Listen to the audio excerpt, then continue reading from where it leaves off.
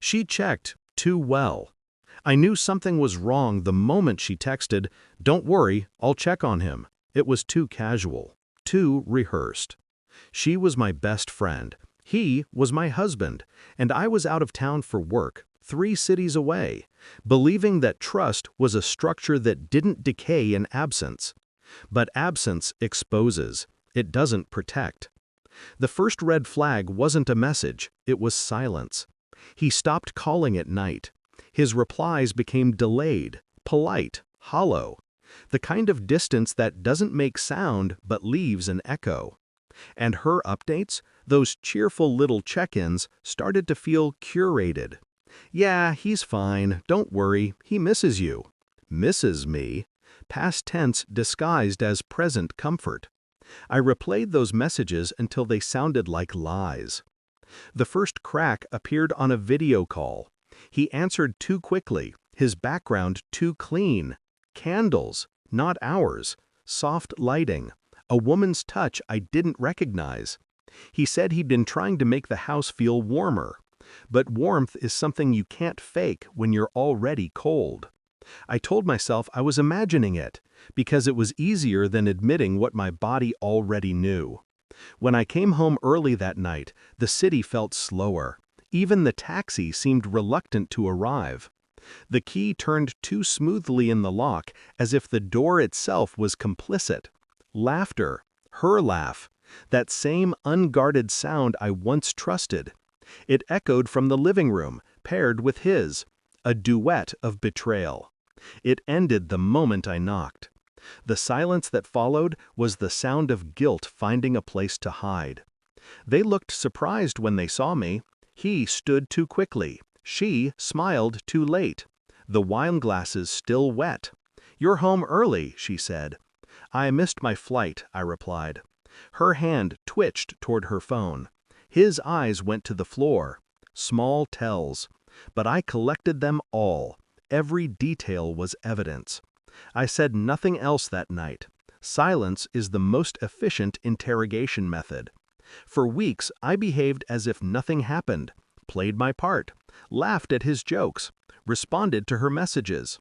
Every gesture, every word, a calculated investment in their comfort. Because comfort lowers defenses. They thought they had fooled me. They mistook composure for blindness. But I watched, listened, waited. I became the absence between them, the void that noticed everything. The investigation began quietly. First, her phone. A backup extracted from her cloud, pulled by a password she never changed. Hundreds of messages, some deleted, some too careful. "Did you delete the pictures?" "Yes, don't worry, she'll never know." She was wrong. I always know. Then his phone records, late-night calls, random hotel bookings, transactions at restaurants I'd never been to, but she had. Patterns never lie. People do. The final proof arrived with a photo, not from them, but from a mutual acquaintance, someone who didn't realize what they were sending. A group dinner. My husband's hand on her thigh. A blur of affection caught mid-laughter. It was almost poetic. My best friend's smile, framed by deceit. His gaze drunk on her comfort. I didn't cry. You don't mourn people who die by choice. I planned the confrontation with precision. No shouting, no tears. Emotion clouds strategy. A quiet evening. Dinner for 3. She believed it was spontaneous. He believed it was normal. They didn't know I had printed every message, every transfer, every photograph, all laid neatly inside a folder on the table. We ate. We talked. And when the plates were cleared, I slid the folder forward. "What's this?" she asked, her tone light, forced. "Proof," I said. She froze. He shifted. The tension between them was no longer romantic, it was survival. She opened it. The color drained from her face as her own words stared back at her. "Don't worry, I'll check on him." My husband reached for the folder. I stopped him with a single look. Calm. Controlled. I wanted him to sit in it, to feel what silence does when it becomes judgment. He tried to speak. I didn't let him. "Did you love her?" I asked. The question wasn't for her, it was for him. He didn't answer. His eyes did. Then I looked at her, my best friend, my once sister in everything but blood.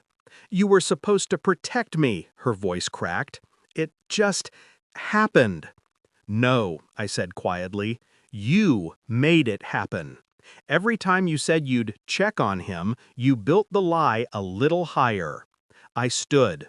Their panic smelled like fear, raw and new. The power move wasn't dramatic. It was simple, clean, surgical. I placed 2 envelopes on the table. One addressed to him, divorce papers. One to her, termination of our joint business account. "Everything you built together," I said, "is yours to keep. The lies, the guilt, the hollow victory. I want nothing." Her eyes filled, but I felt nothing. Pity is a privilege. They hadn't earned it. He reached out. "Please, we can fix this." I smiled once. "Fix what? The part where you stopped missing me, or the part where I stopped caring?" His face fell. She tried to speak, but I had already turned away. Every step toward the door felt like reclaiming oxygen after years underwater. The night outside was cold, but it felt honest. For the first time in months, I didn't feel watched. They would destroy each other now. He would resent her for being the reason I left. She would resent him for choosing her too late. Their laughter died when I knocked. It will never return. People think revenge requires fire. It doesn't. It requires absence. To take back your silence, your attention, your power. To let them drown in the echo of what they ruined. That is the cleanest kind of vengeance. When I reached the end of the street, I looked back once, not at them, but at the house. The lights flickered, uncertain. Even the walls seemed ashamed. I whispered to the dark. She checked too well, and kept walking. Because when trust dies, you don't bury it. You leave it where it fell and never go back.